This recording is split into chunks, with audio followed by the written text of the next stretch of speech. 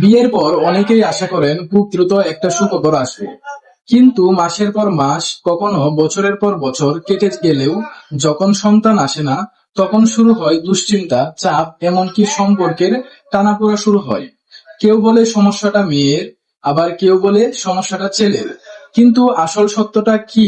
আজকের এই ভিডিওতে আমরা একদম বিস্তারিত ভাবে জানবো কেন সন্তান হয় না, আসল সমস্যা কোথায় এবং সমাধানটা কি। ভিডিওটি শেষ পর্যন্ত দেখুন, কারণ শেষে আমি এমন কিছু টিপস বলবো যা অনেকেই জানেন না, যেটা আপনি জানলে আপনার সন্তান হতে পারে। আপনি দেখছেন হেলথ ম্যাটার্স, স্বাস্থ্য বিষয়ক সঠিক ও সহজ তথ্যের জায়গা। সাবস্ক্রাইব করে পাশে থাকুন। ইনফার্টিলিটি আসলে কি? চিকিৎসা বিজ্ঞানে বলা হয়, 1 বছর নিয়মিত প্রোটেকশন ছাড়া মিলনের পরও সন্তান না হলে তাকে বলা হয় ইনফার্টিলিটি অথবা বন্ধ্যাত্ব। তবে মেয়ের বয়স 30+ হলে 6 মাস অপেক্ষা করাই যথেষ্ট। বয়স যত বাড়ে গর্ভধারণের সম্ভাবনা তত কমে যায়। একটা গুরুত্বপূর্ণ কথা, বন্ধ্যাত্ব মানেই কখনো সন্তান হবে না, এটা সম্পূর্ণ রকম ভুল ধারণা। চলুন মেয়েদের দিকটা ভালোভাবে বুঝি। মেয়েদের যে কারণে সন্তান না হওয়ার সম্ভাবনা থাকে: ওভুলেশন প্রবলেম, ডিম্বাণু তৈরি না হওয়া। প্রতি মাসে ডিম্বাণু তৈরি না হলে গর্ভধারণ সম্ভব না। অনেকেই মেয়ের মাসিক ঠিক থাকলেও ওভুলেশন হয় না। আরেকটি কারণ হচ্ছে পলিসিস্টিক ওভারি সিনড্রোম। এটা খুব কমন সমস্যা।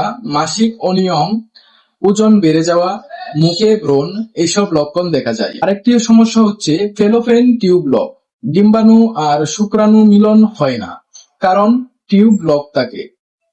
আরেকটি সমস্যা জরায়ুর সমস্যা, ফাইব্রয়েড ইনফেকশন, যা জন্মগত সমস্যা থাকলে বাচ্চা ধারণে বাধা দেয়। আরেকটি সমস্যা হচ্ছে বয়স, এজ ফ্যাক্টর। 30 থেকে 35 এর পর ডিম্বাণুর কোয়ালিটি কমে যায়, এটা খুব গুরুত্বপূর্ণ। ছেলেদের কারণ, এখন আসি ছেলেদের বিষয়ে, যা অনেকেই অবহেলা করেন। 1 নাম্বার, লো স্পার্ম কাউন্ট। শুক্রাণু কমে গেলে বা শুক্রাণু কম হলে গর্ভধারণ কঠিন হয়। 2, মোটিলিটি প্রবলেম, শুক্রাণু ঠিকমতো এগোতে পারে না। 3, অ্যাবনর্মাল শেপ, শুক্রাণুর গঠন ঠিক না হলে ডিম্বাণুতে প্রবেশ করতে পারে না। 4, হরমোনাল ইস্যু, হরমোনের সমস্যা থাকলে শুক্রাণু তৈরি কমে যায়। 5, লাইফস্টাইল ইনফেক্ট, ধূমপান, মাদক, ঘুম কম, সবই বড় কারণ। একটা সহজ টেস্ট, সিমেন অ্যানালাইসিস, দিয়ে অনেক কিছু জানা যায়। উভয়ের সাধারণ কারণ থাকতে পারে, যেমন টাইমিং প্রবলেম, ডিম্বাণু বের হওয়ার সময় ওভুলেশন পিরিয়ড না জানলে গর্ভধারণ মিস হয়ে যায়। স্ট্রেস, অ্যাংজাইটি, মানসিক চাপ সরাসরি হরমোনে প্রভাব ফেলে। 3, ওজন সমস্যা, অতিরিক্ত মোটা বা বেশি চিকন দুটাই সমস্যা। 4, পোর লাইফস্টাইল, ফাস্ট ফুড, এক্সারসাইজ না করা, সবই ক্ষতিকর। 5, অতিরিক্ত জন্ম নিয়ন্ত্রণ ব্যবহার, কিছু ক্ষেত্রে সাময়িক প্রভাব ফেলতে পারে। কখন চিন্তা করবেন যে আপনার বাচ্চা হচ্ছে না, কখন চিন্তা করা দরকার? এই অবস্থায় দেরি না করে ডাক্তার দেখাবেন।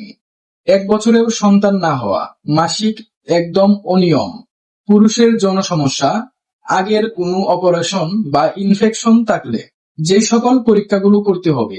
মেয়েদের জন্য আল্ট্রাসাউন্ড এবং হরমোন টেস্ট করা জরুরি, এবং ছেলেদের জন্য একটি মাত্র পরীক্ষা, সিমেন অ্যানালাইসিস। চিকিৎসা কি? ভয় পাওয়ার কিছু নেই, চিকিৎসা আছে। এই চিকিৎসার মোট 3টা পদ্ধতি রয়েছে। এক, ওষুধ, আরেক হচ্ছে আইইউআই, আরেকটি হচ্ছে আইভিএফ, টেস্ট টিউব বেবি। প্রথমত ওষুধ, মেডিকেশন। যদি সমস্যা হরমোন বা ডিম্বাণু শুক্রাণু নিয়ে হয়, তাহলে ডাক্তার ওষুধ দেন। মেয়েদের ক্ষেত্রে ডিম্বাণু তৈরি ঠিক করার জন্য ওষুধ দেন, এবং ছেলেদের ক্ষেত্রে শুক্রাণুর সংখ্যা ও গুণগত মান বাড়ানোর জন্য ওষুধ দেন। অনেক সময় শুধু এই ওষুধই স্বাভাবিকভাবে গর্ভধারণ হয়ে যায়। 2 number, IUI, Intra uterine insemination. এই পদ্ধতিতে স্বামীর শুক্রাণু গ্রহণ করে ভালো শুক্রাণু বেছে নেওয়া হয়, তারপর সরাসরি স্ত্রীর জরায়ুর ভিতরে প্রবেশ করানো হয়। এতে শুক্রাণু সহজেই ডিম্বাণুর কাছে পৌঁছাতে পারে। যাদের সমস্যা হালকা, তাদের জন্য আইইউআই খুব ভালো একটি অপশন। 3 নাম্বার আইভিএফ অর্থাৎ টেস্ট টিউব বেবি। এটা সবচেয়ে আধুনিক পদ্ধতি। নারীর ডিম্বাণু ও পুরুষের শুক্রাণু ল্যাবের ভিতরে মিলানো হয়, তারপর তৈরি হয় ভ্রূণ, মায়ের জরায়ুতে বসানো হয়। যখন অন্য কোনো পদ্ধতিতে কাজ হয় না তখন আইভিএফ করা হয়। বর্তমানে এই পদ্ধতিতে হাজার হাজার দম্পতি সফলভাবে বাবা মা হচ্ছেন। মনে রাখবেন, সময় মতো সঠিক চিকিৎসা নিলে সন্তান হওয়ার সম্ভাবনা অনেক বেড়ে যায়। অনেক দম্পতি এই পদ্ধতিতে সফল হয়েছেন। সবচেয়ে গুরুত্বপূর্ণ কথা, এটা কারো একার দোষ না, দুজনেরই পরীক্ষা করা দরকার। নিজের শরীর সম্পর্কে সচেতন হন, সময় মতো চিকিৎসা নিন। ভিডিওটি ভালো লাগলে লাইক দিন আর হেলথ ম্যাটার্স চ্যানেলটি সাবস্ক্রাইব করে পাশে থাকুন। আপনার কোনো প্রশ্ন থাকলে কমেন্টে লিখুন, আমি উত্তর দেওয়ার চেষ্টা করব।